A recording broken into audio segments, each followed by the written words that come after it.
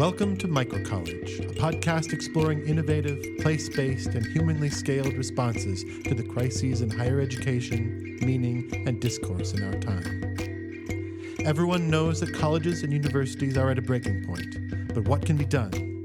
I'm Jacob Hunt, the director of Thoreau College, a microcollege in Viroqua, Wisconsin. Join us each week as we tackle this question head-on. Welcome to Microcollege. This week on the podcast, we are really excited to have two of our team members here from Thoreau College here in the studio in Viroqua. We have Dave Puig, who is a local educator, home builder, really the creator of our Expeditionary learning program here at Thoreau College and at the Youth Initiative High School, our local Waldorf high school that we're affiliated with. We also have with us Justys Grenier, who is a graduate of the Youth Initiative High School and also has now embarked on his own career as an expedition leader and home builder. He's led our winter expedition this past winter and is going to be leading our January expedition with our new students coming up this January. Welcome, Dave and Justys. Thank you. Yeah, thanks for having us. Glad to be here.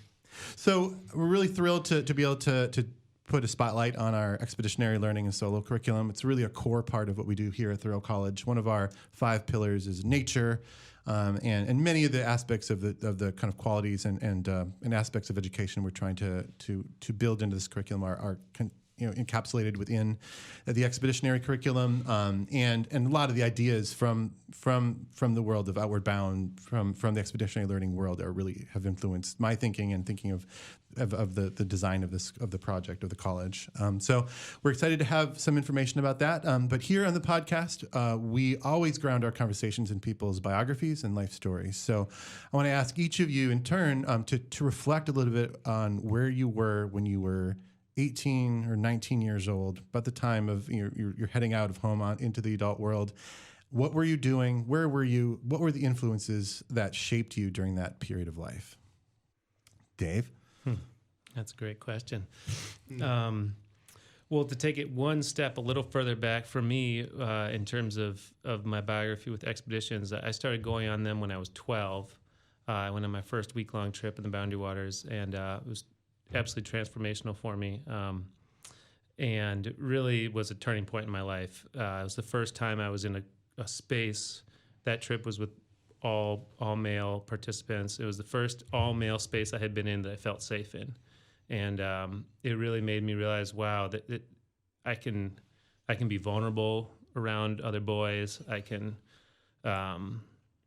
get to know myself. I can be supportive and positive. I didn't have to kind of have a hard shell on, and it felt great. It was a really powerful experience. So I kind of was hooked at that point. When I was 18 or 19, I was just transitioning from having been going on wilderness trips for 6 years to leading them. When I was 19, I started leading my first trips, and in the Boundary Waters in Quetico. And those, and I had no idea what I was doing in a certain sense. I mean, I had the technical skills and the experience, but I really didn't understand how to help young people grow. And I would say I floundered in that first year of trip leading pretty solidly. But by my second year, it was when I then realized, oh, this is a space where not only, I think a lot of times when people think about wilderness trips, they think about, oh, you're going to see really beautiful things, you're going to have these really powerful experiences with the natural world, and that's all true. What actually really got me excited about them as a leader was the cultural spaces that you can create in them, and the way that they're sort of they're a step away from our normal lives. They're this unique setting where this group of people can operate with each other in a way that's unique and different from the normal ways they do, and people can become more vulnerable with each other, can challenge themselves, can be humbled, can experience a whole new ways of being together and being people,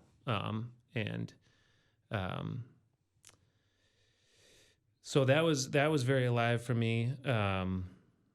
And I'm trying to think what else at that time in my life.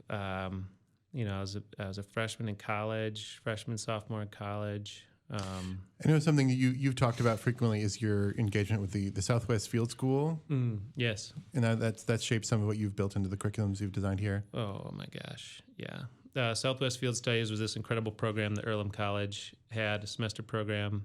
They don't run any longer. There's a few schools that run similar programs. I just talked to the guy who had experienced one through Sterling College. It sounded very, very related or similar in the Southwest. Yep, and there's one at Whitman College, I believe. And yeah, I mean, without going into too much detail about it, it was just the basic structure of it was a small group of people living out of vans, traveling the Southwest, this sort of mixture of wilderness trips with studying sense of place. So who lives here? How do they live here? What are the dynamics? What are the cultural dynamics at play? What's the ecology of this place, the geology, and how are all those things wound together? How does the geology and the ecology influence the culture? The old cultures, the indigenous cultures, the new cultures, the economics. Just the whole mix. And it was really just a learning by being, a learning by asking questions. It was the first time I consciously realized that I enjoyed learning. Up until that point, I was sort of a check the boxes, get a good grade, check the boxes. And at that point, I was like, oh, learning is fucking fun. Learning is fun, and it's what we do all the time. That's what life is, is learning. So, yeah, that program has been the template by which I have sort of measured everything that I've created since then. I checked back in with that. It was really fun. My sister was one of the leaders, so it was a really special time. I mean, it's been an important theme in these interviews we've been doing on the podcast. People who get involved with becoming educators, starting programs, really thinking about education. Many of them have a story like that in some moment where they change their mind about education after having either struggled with it or just having a negative attitude towards it. So do you think, is important piece is taking it out of the box of the classroom and out of the kind of institutional context? Was that an important part of changing your perspective on learning? I think it probably was. Yeah, I mean, until that point, it had been... Though I obviously had learned a ton not in school and could have pointed to that, my understanding of what learning was about was very much sort of in this classroom space. And it was such a non-academic program. We had very few what I would consider academic. We had a few readings. We had a journal that we would write in or make drawings in, things like that. We would have some discussions. But a lot of what we would do is we'd show up somewhere. And and I'm sure there's just an incredible amount of work that the people who led this trip sort of did behind the scenes or to set it up. But they would, and we'd start talking to people. We'd have conversations. We'd go for a walk with someone and they'd tell us stories, and it was just sort of, it was like a lived experience rather than like an academic experience. And yeah, I just was like, I was alive after that. I was on fire about it. It was really wonderful.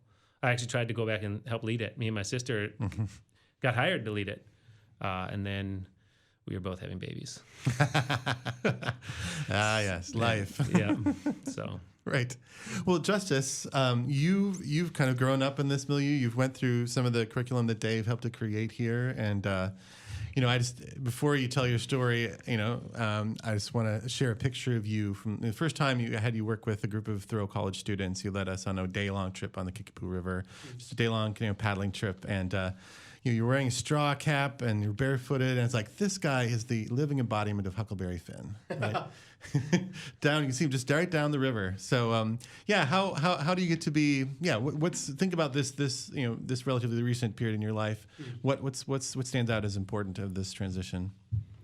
Well, just to comment on Huckleberry Finn there, I don't know, another educator in the area, Steve Lawless, he actually perfectly casted me in that role in my 8th grade play. Oh, no kidding. Yeah. I didn't even know that.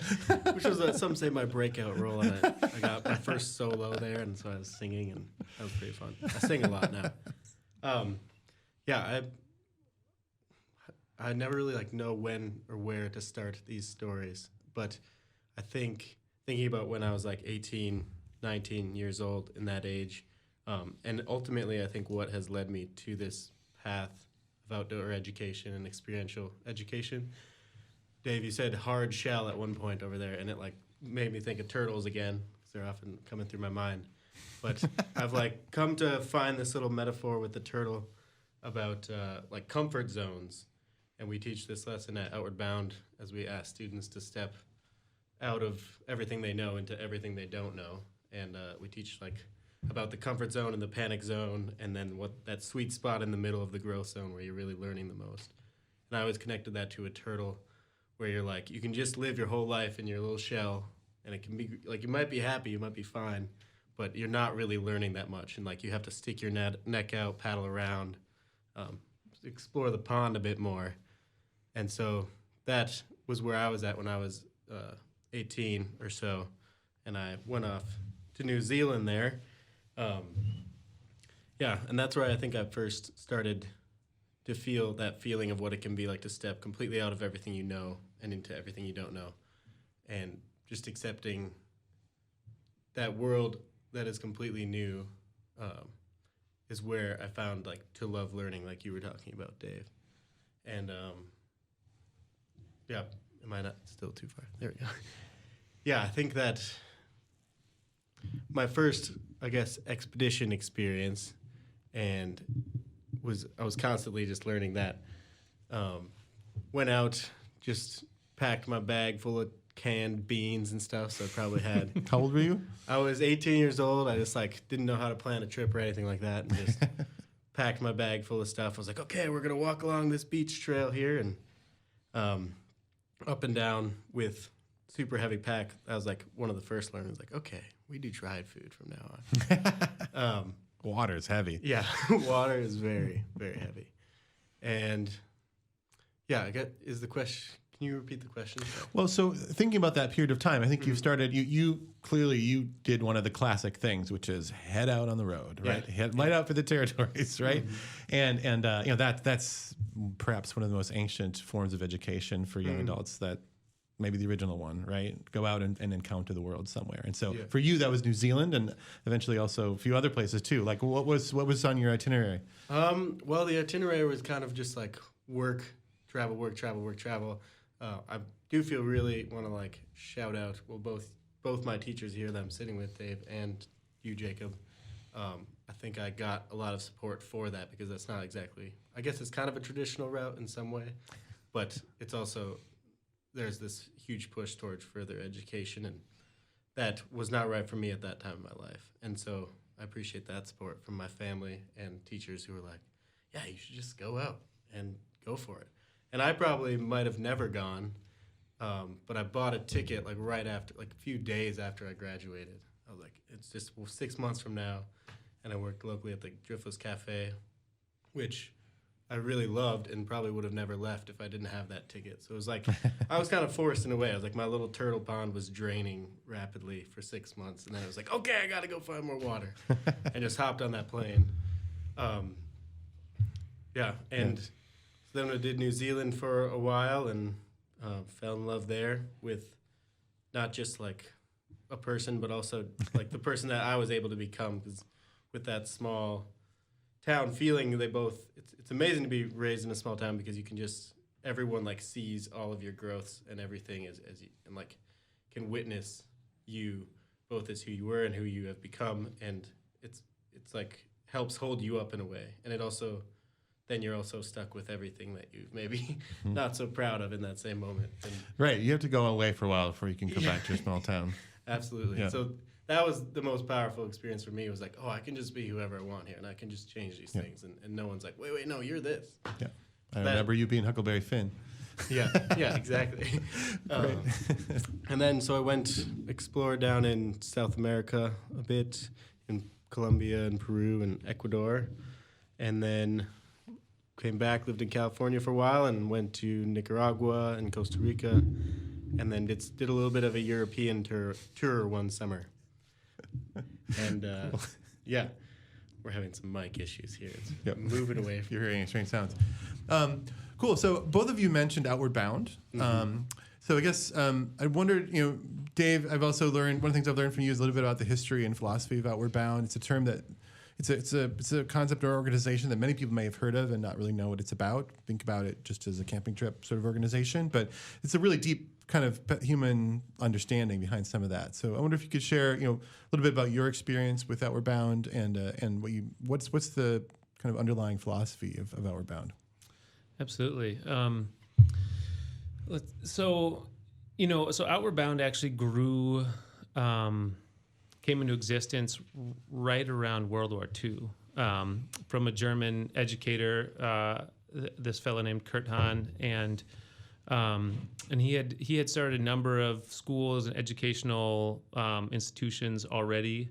Had actually had to flee Germany at a certain point for taking a stand against Hitler, and was basically confronted with this problem from from someone he knew who ran a merchant marine company, who was observing that when their ships were being shot down by submarines, by Nazi submarines, that it tended to be that the young fit people tended to be dying, and the older, crustier sailors tended to be surviving, and he found that just kind of curious, because here you've got these young folks who are in the prime of their physical prime, you'd think might last better, this kind of made intuitive sense, I think, to Kurt Hahn, and maybe to many folks hearing this, that the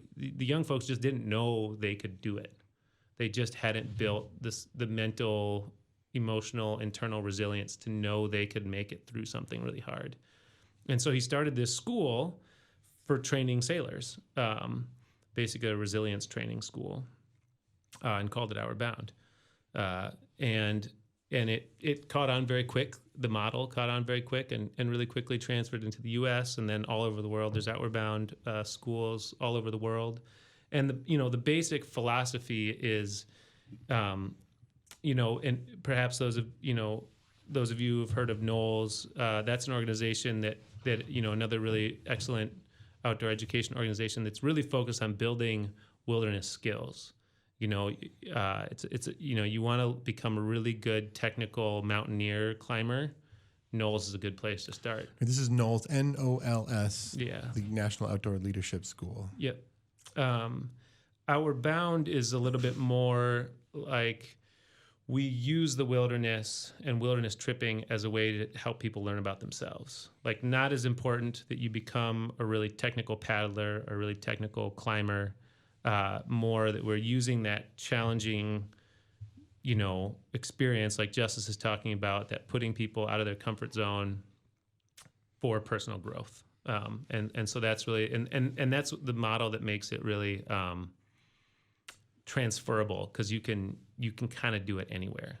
I would also add that there's in the U.S., I think there's 9 or 11 Outward Bound schools, and the school that Dave and I have both worked at is Voyageur Outward Bound School, which has a base in Minnesota, the Twin Cities, and Texas, and ours specifically is known for our soft skills, or people skills, student management, and communication a lot more. Heard several people say to me, the hard skills are the harder skills. Yeah. Being the soft skills, right? Yeah, totally. And but many of the other schools, like Colorado or North, they might be doing things similar to Knowles, where they're yeah, this is about climbing a mountain right now, and not about climbing the mountains of your emotions. Microcollege is recorded in the broadcast studios of WDRT Viroqua, 91.9 FM, Driftless Community Radio, on Main Street in Viroqua, Wisconsin. Thanks to Jim and all the folks at WDRT for the support of Thoreau College and the Microcollege podcast. Great. So can you, Justys, before we get too much farther, I wanted, because we have coming up pretty soon, another of these winter expeditions, and Dave, you've led winter expeditions with high school students and all kinds of different contexts as well. But maybe just based on your experience here with Thoreau College specifically, and last year and what's coming up, give us a picture of what that's like in the most concrete kind of way. Yeah, I mean, the expedition that I got to be a part of, for one, it has an extreme element, which is like the weather here. We were last year out in sub-zero temps for most of the time. And when you're doing anything challenging as a group, that just kind of, if you survive it, that like brings you together in many ways. And so I think that's a huge part of it, is like working together as a group to survive, but also, to come together and lean on each other, and work towards a common goal. And then also you have this powerful experience in the wintertime, especially, of this fire in the center. And that's sort of a space for you all to share around. And that's usually quite a bit of our curriculum there, is like sharing stories about yourself, each other, listening, hearing each other. Yeah.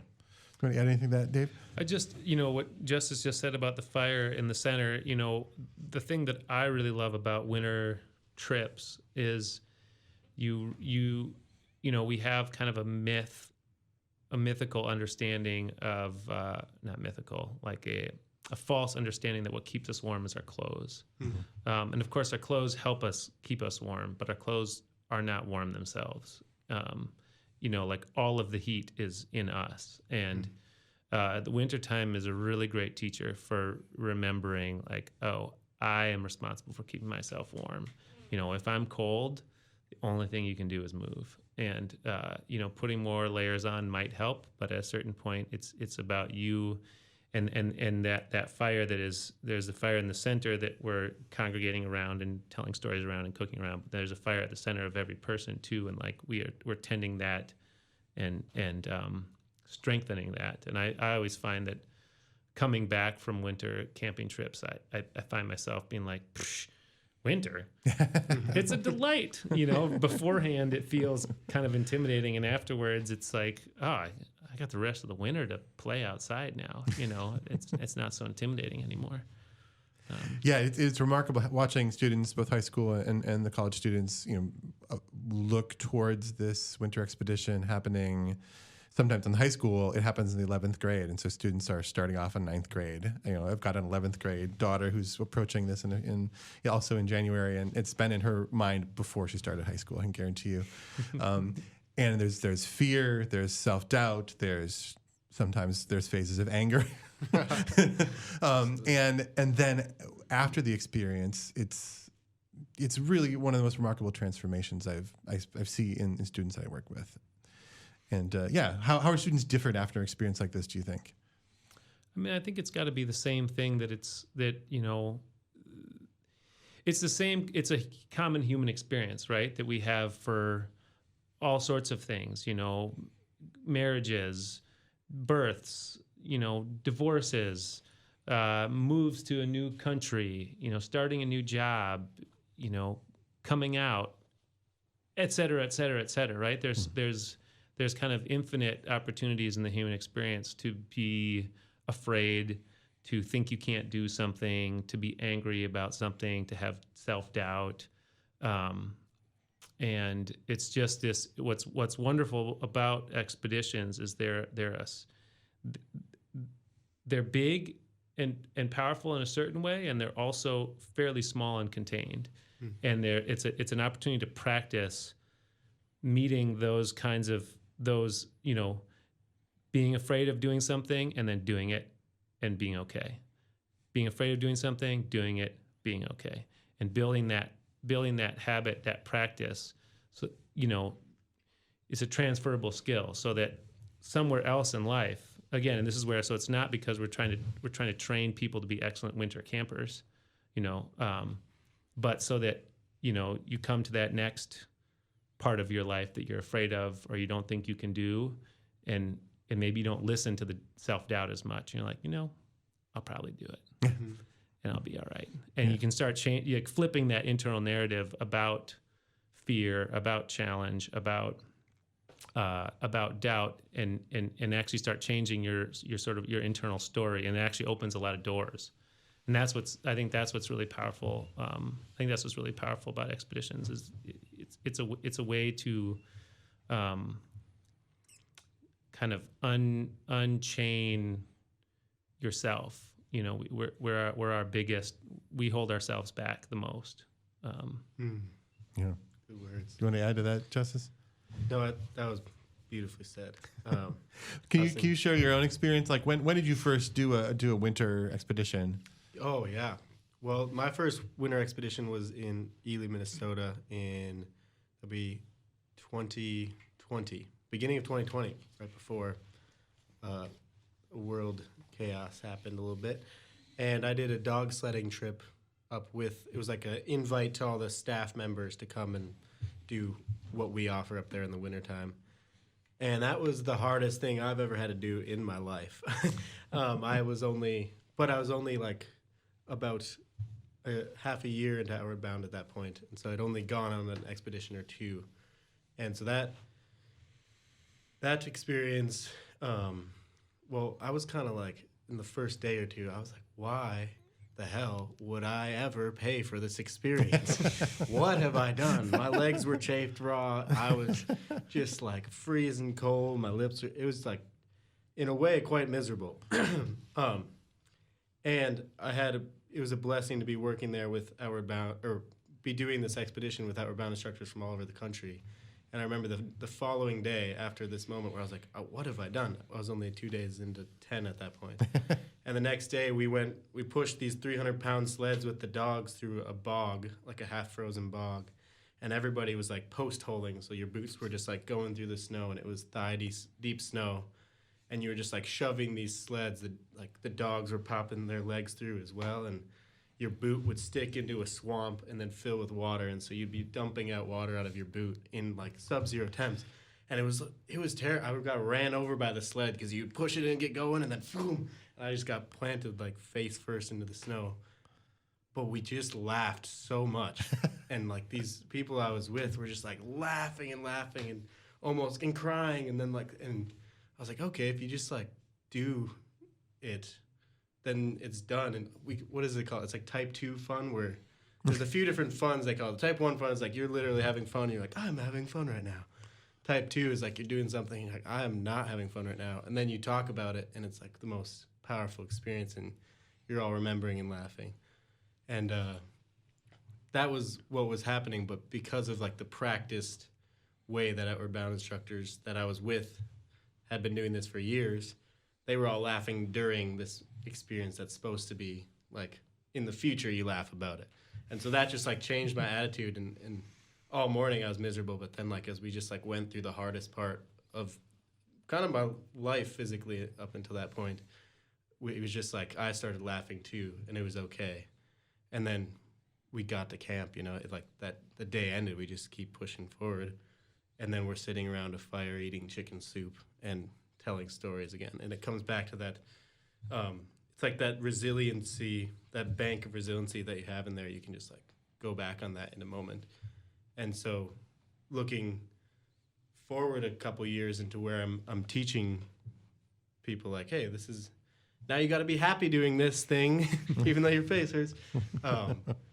Yeah, I don't even like think about it anymore, because that bank has been built up by time in the desert or wherever the challenges have come for me in the past few years.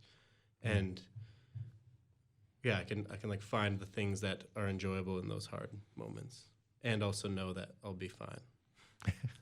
Yeah, it seems like, and there are many aspects of our contemporary existence, civilized modern world, which are really hard, right? Mm-hmm. People are anxious, and they are depressed, and they are like facing difficult financial situations and the relationship situations, and just there is a difficulty on a certain level. But my sense is sometimes that facing a physical challenge, like physical discomfort, comes actually as a relief. It's in contrast to the amorphous nature of some of the other challenges one might face. Yeah. And it's simple too, in a way. It's like, we just have to get here today. Yeah. And we have to gather enough wood to stay warm. And it's very simple and relieving in some ways. And then the hard part, like you've said, is like you get angry with the person next to you, and then you got to talk about it. That's probably where it really gets hard. Sure, that's a great segue. I mean, it seems like there are important personal and individual qualities were cultivated through these experiences, but it seems like a key part of these expeditions and the expedition kind of mindset of group is the group experience and the dynamics of forming a group and reforming a group. And so, can you talk a little bit about that, Dave? Like, what is the cycle and that a group on expedition goes through? Wow. I think every trip is different. Every group is different. There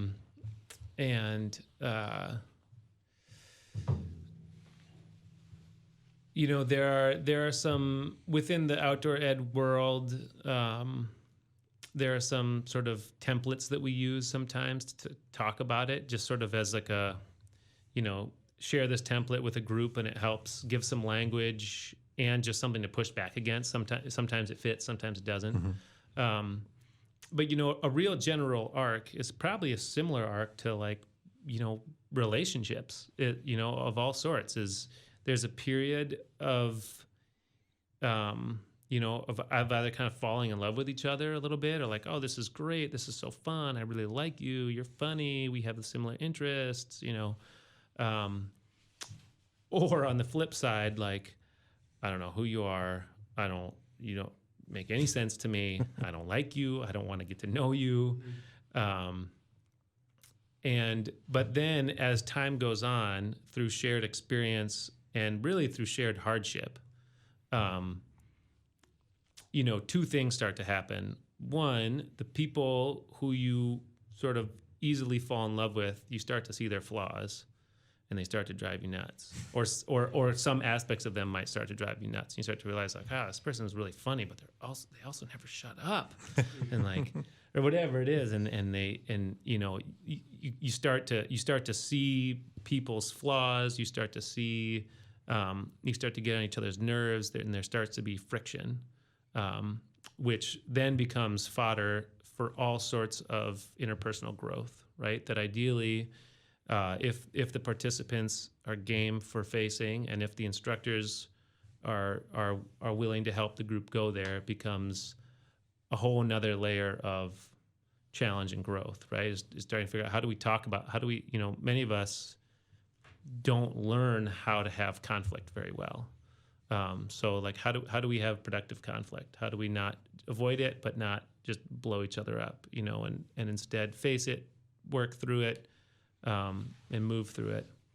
And then on the flip side, with the people that you maybe didn't get along with very much at first, what you'll often find, and what I guess I would almost say have always seen, is through shared hardship, you start to really connect with them and see, their strengths and what's beautiful about them and what you really appreciate about them, and you start to lean on each other, and there's a real shared humanity, shared connection that starts to build. And so, just say as a whole, these sort of experiences really create an opportunity. It doesn't always happen, but really create an opportunity for people to connect a lot more deeply, either by connecting with people that they wouldn't otherwise make connections with, or by moving through that just sort of like fun, superficial stage that a lot of relationships stay at. I love this community here. There's probably hundreds of people I know and like here. Most of them I don't know very deeply and have never had conflict with, right? And so there's something really beautiful about being pushed through that part of a relationship with people, and ideally a trip is long enough that you're able to get to the other side of that with some of that, and then you're in a whole new phase. You're in a whole new level of trust with someone when you don't just like each other. You've learned to trust each other, right? And that's I think a really great antidote to anxiety and depression and loneliness is knowing there's people who have your back, and who have your back not just because you like the same music, Right. but because they've seen you, you have been through something together. You've relied on each other. Yeah. And really where it counts in a situation. Yeah. Maybe like you've relied on them to tell you when something, like when you are acting in a way that is like, there's like trusting somebody to like, make you food or whatever. And then there's trusting somebody to like tell you when you are affecting them negatively. Yeah, to speak the truth. Yeah. And that's like, ooh, that's trust. So what is the expedition leader's role in that process? I can speak to that a little bit. I think our from my experience, the main portion of my job when I'm thinking about an expedition as a job, because sometimes it doesn't feel like that, but it is like that first part, and mainly Like the honeymoon phase. Yeah, the honeymoon phase. But I guess in the majority of, I should probably just like do a quick mention of like what really I love about Outward Bound is called the Intercept program, which is for kids, families really, who like are struggling in some way in their relationships. Like trust has been broken. They say behaviorally at risk or whatever, but like it's really just like something's not going right, and there's trust that is not there. And so these kids that come on, it doesn't always feel like a honeymoon phase. Like what Dave was talking about, like a few of them are like, yeah, we like sports. And then they're like, we don't like this kid because he doesn't like. And so that's like kind of what we're seeing at the beginning there. It's like, not only do you can kind of just like distract yourself from the fact like this person that you are clicking with, you can like, don't even have to look at their flaws because you got plenty of others to look at and somebody that you already don't like. So that can sometimes happen in the beginning where there's like this forming stage of the group and there's like ways where you want to push your anger and stuff, and you don't want to confront, you don't want to have that trust with the person yet. You don't want to like say the ways that they're bothering you. So you mainly might focus in on one person or something. And so as instructors in that beginning point, it's wanting to allow the group to form on its own, but also kind of manicuring it in a way and helping it like be a person to hold them accountable, and ask them that they step into who you can already see they can be. Because pretty quickly in that raw environment, you see like, okay, you like you have a good heart or whatever. You're there. You want to be somebody who's helpful to others and cares about others. And so you can like ask them to step into that. And I think that's probably where it's the most exhausting is the beginning of the trip, because towards the end, usually they are holding themselves accountable and they're a group that's capable of expressing, giving feedback to each other, and generally like working as a team. But in the beginning, it's kind of like you are there holding that space of like, this is the group culture that I'm trying to create, and making sure people are staying within those bounds, I guess. Do you have anything to add to that? The main thing I would just add is, every instructor has their own skill sets and their own ways of doing that. But I would, in my experience, like the big picture that I try to hold is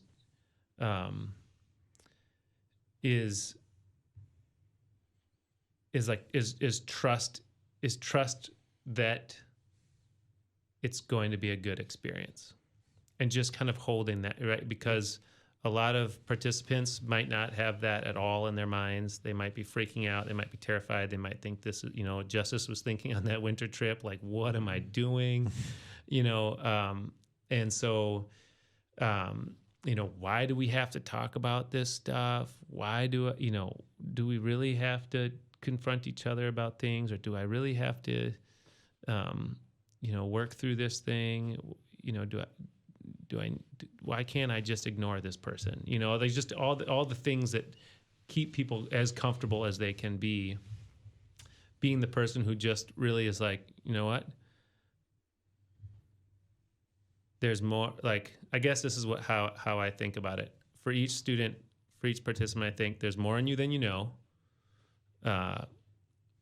which is just true. I think is a universal truth of human. True. Yeah. And and this is going to be good, and carrying that idea through all the hardships, so that there's and then there's just a million different things that are happening within that, but you're helping a group stay grounded in, like, this is going to work, this is going to be positive, there's a point to this, there's a reason to this, and particularly for something like this course that Justys is talking about, 30-day courses. It's a long time, and it's a long time for kids to be away from home. It's just a long time, particularly if it's not something that you think you're interested in. Thoreau College is a leader in an emergent movement dedicated to the renewal and revitalization of higher education through the creation of new, humanly scaled institutions with holistic curricula known as microcolleges. Thoreau College, higher education for the whole human being. Yeah, another kind of dynamic that I've seen you build into your programs, Dave, and into your expeditions, and we have built it into Thoreau College programs writ large, is a movement from structure to freedom, or from like a led, guided, structured, sort of instructor led experience to a participant led experience.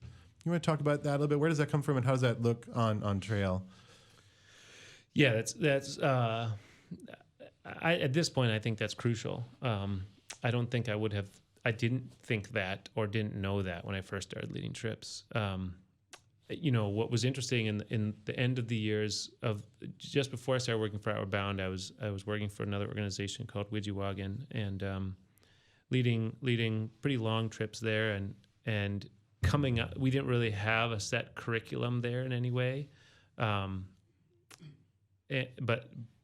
realizing, these kids who I have on this trip, like next year they're going to be leading trips, and so I created, in my last couple of years leading trips, I sort of, along with some of my friends, we would talk and share ideas. I kind of created my own progression for how to have the kids lead the trip, and it was just super fun. It was just a blast. It was wildly successful. The kids just were so much more invested. Not that they weren't invested already, but it's just a whole nother level. When this kid's leading. I can remember we're doing this portage that goes down a cliff, like 100-foot cliff, with just these ropes attached to a carabiner. It's this whole, you got to figure it out. Like, how are we going to get our stuff down? And this kid was leading at that point, and he was leading for 2 days in a row at that point. And he looks at me and goes, "You're not going to let me lead this, are you?" And I said, "Yeah, of course." Like, I'm here, I got your back. But and just seeing what happens when people are not just when young people have that opportunity to step up. Is really powerful. And then I started working at Outward Bound, and I was like, oh my God, there's a whole organization that structures their entire trips already this way and has so much institutional knowledge and so much there. I learned a lot from Outward Bound. So, but yeah, I mean, it's really just this basic idea that we start as instructors in a place where we're kind of really defining a lot of what's going to happen, how it's going to happen, when it's going to happen. We're doing a lot of teaching. We're trying to build up the physical skill set in the group to be successful on the trip, and the interpersonal skill set, what Justys was talking about with the tone setting of, this is how we're going to be treating each other. Or these are some ground rules for how we're going to be communicating or operating together. And then as, and again, in every trip is different, and every instructor is different, but as the trip goes on, you're stepping more and more back as an instructor, then giving more and more space for the group to step into, navigating camp setup, all the logistics of a trip. And then really, ideally, all of the interpersonal, where if the group is really able to go there and you're able to step back as an instructor, really, then they're the ones who are addressing conflicts together and who are making decisions together and who are, holding each other accountable and doing all those more tricky, complicated things. But this is why, as Justys pointed out, the beginning is really intense as an instructor, and quite really intense as a participant too, because you're you're doing so much teaching. You're front loading so much information so that there's time for them to take that on and sort of live that out themselves. Yeah, I would add that it's like of the youth initiative high school here in Viroqua, they have the slogan where freedom meets responsibility, and that's I think that's kind of what all these structures are based on. But maybe like with responsibility comes freedom or something, because it's very much so like these are what we expect of you, and beginning it's like no, redo that, not do it again, do it again, do it again. Then you see they have it, and you like. It's very controlled. It's a very controlled environment, which is really nice.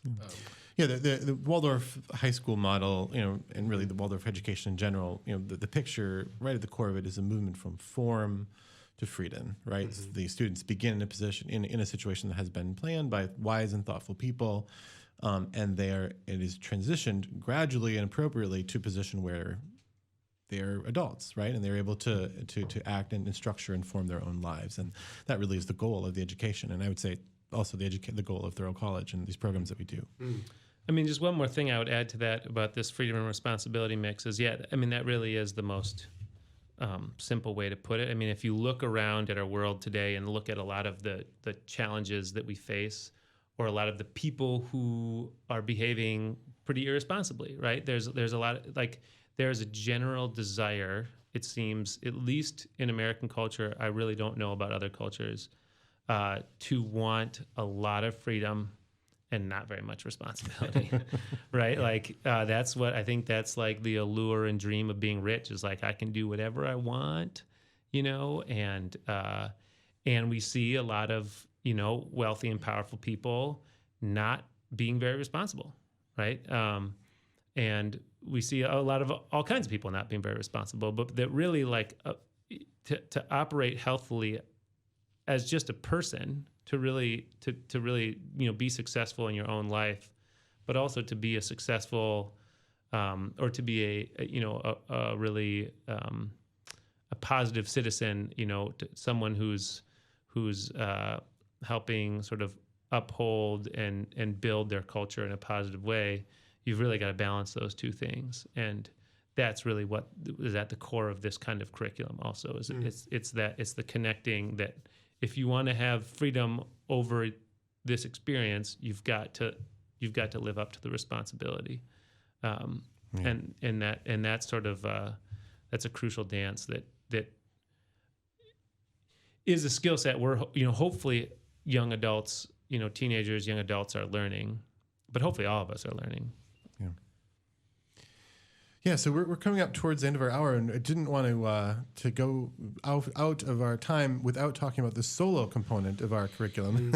So, Dave, you've constructed over the course of the last several years a series of solo experiences for our Thoreau College students alongside the group expeditions. Can you talk a little bit about that? Where does that idea come from? I know it has some roots also in Outward Bound, and how has it played out here? And what do you think? What does that add to a journey through a period of a semester or a year? Absolutely. Well, I think the idea of solo experience goes back probably as old as people, and in traditions all over the world, and with different forms and Vision Quest and absolutely, yeah, all in the form that we are doing that here. That really, the first time I had that kind of experience was on that Southwest Field Studies program in college. We had, I think maybe 4 different solos. The longest one I think was 2 nights. 2.5 days, 2 nights, and then for me it was such an intense group experience. There was so much going on interpersonally between us participants as a group, but then there was just so much we were learning about the places we were and the people we were meeting. There was so much there. It was a really kind of crucial, just like processing experience. Just like, all right, some just time with a lot less input, right? And to just check in with myself and see how am I doing, where am I at, how am I, I had some really important personal revelations that have proved durable to this day that I still carry with me on those solos, about how I was carrying myself as a person, being like, I actually, there's something I really want to change here. But often when our lives are so busy and so full, we don't have the mental space, we don't have the energy, we don't have the quiet to have those kinds of check-ins with ourselves or those kinds of revelations, or to process, or to sort of more fully process our experience. So, I would say that's really the main impetus behind the solo role at Thoreau College is it's really busy. I think everyone's experience who's participated in Thoreau College is like, yeah, there's a lot going on here. And so to have some of that quiet space. And then I would just add on to that so few people, myself included, it's not true today, but in my younger years, it was true. So few people have been alone outside. And it's really, it's just remarkably delightful and beautiful. And you're not, you can be on an Outward Bound course for a month, or you could be on a Thoreau College expedition for a week or a couple weeks or whatever, and have very few experiences of really being present with where you are, because you're in a conversation, you're thinking about what's ahead, you're trying to figure out where you are on the map, you're cooking dinner, you're doing stuff, and to just be for a while and notice a leaf over there and see the sun slowly making its way across the sky, and waking up in the middle of the night and noticing where the position of the stars have changed, and just all these things that really like settle you into a place. I found when I give myself, I rarely am able to give myself, or maybe have never given myself a overnight solo. I do lots of afternoons, any chance I can get, go into the woods by myself, and those are some of the most it's the most grounding experiences I can give for myself, within myself, and for where I am, for being present with where I am. So practically, these Thoreau College overnight solos that you've designed, they're under a tarp, right? It's not in a tent, in different sort of seasons. Can you just give us a real concrete description of the sequence? Yeah, absolutely. Yeah, so I think a crucial part is, they're with tarps, not tents, and their students are in a similar place, like at a similar property, often seeing or walking and dropping different people off at different places. So you're seeing where other people are.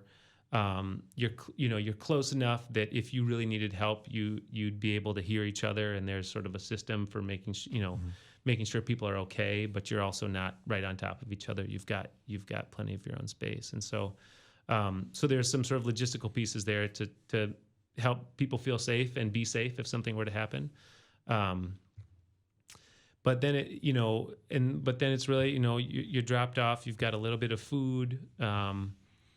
And you've got a tarp, you've got the clothes you've brought, and then it's really kind of just settling in and making yourself a little bit of a home, building yourself a shelter, gathering some firewood if you're going to be having a fire, and kind of settling into that quiet space. And sometimes people have asked, why not tents? And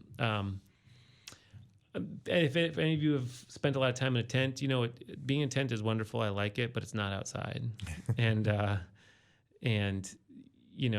I think people would have a much less connecting experience if they're sitting inside of a tent than if you're sitting under a tarp, where you can still see the world around you. And I can say psychologically, having kind of talked to students about this, guided them through it, it is very psychologically significant. Then some people are really excited about it, some people are like nervous about it, but like it's a different experience fundamentally than having a tent. It is. I personally love a tarp over a tent. There's a little more weather that can get in, but you can set up a great tarp. Yeah. There's a lot of competition too among people about how nice their setup was. Absolutely. And yeah, there's a craftsmanship to it. I mean, that's another piece that's, is you're building there's a way in which on a solo you're creating a little temple for yourself, right? You're creating a little sacred space in your busy life. And part of that is just the space, but part of that is what's the care you're putting into, are you making a space for yourself that is going to facilitate having a good experience?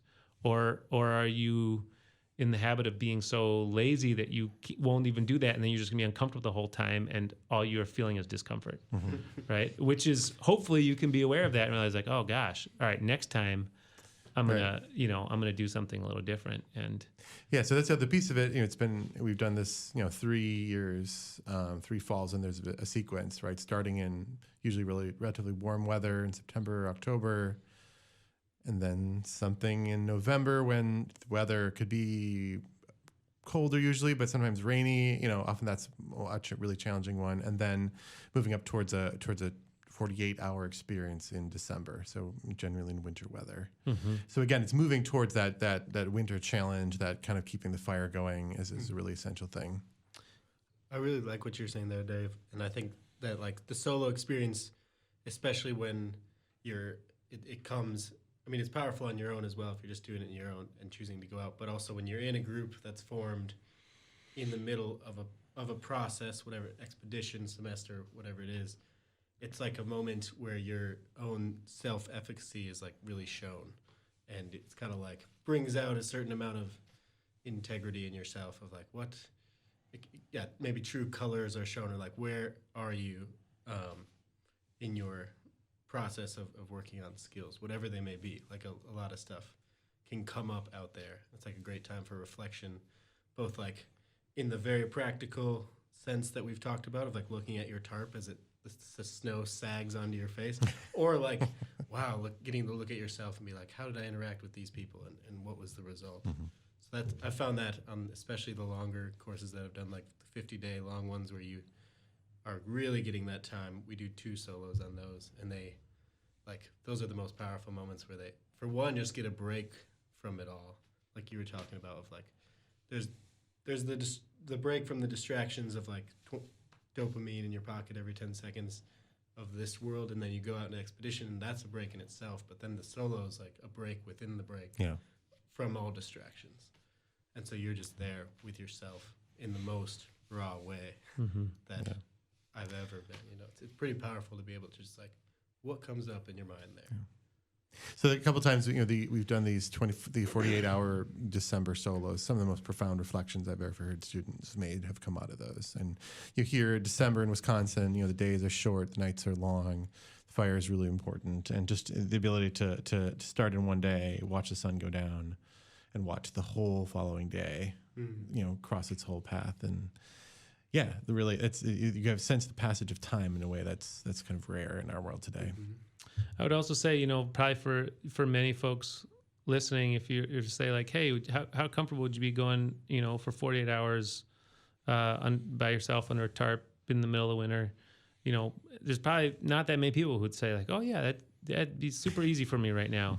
But like a lot of components of the curriculum at Thoreau College, and at what we do at Outward Bound and what we do on the expeditions here, is it's all about progressions, right? Is giving yourself, it's an iterative process. You give yourself opportunities to try something, get better at it, reflect, see what you could do different, try again, get better at it, reflect, that process. And so the solos are the same way, it's a progression, and you're working towards something that maybe feels out of reach.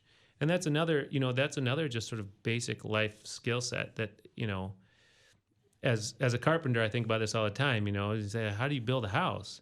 Well, you show up every day and you do a few things, and eventually it becomes a house. Like you can't, big things don't happen in a step. There are many steps. There's many progressions, and being able to trust a process, hold a long-term picture in your mind, and keep showing up and learning and doing something again and again and again.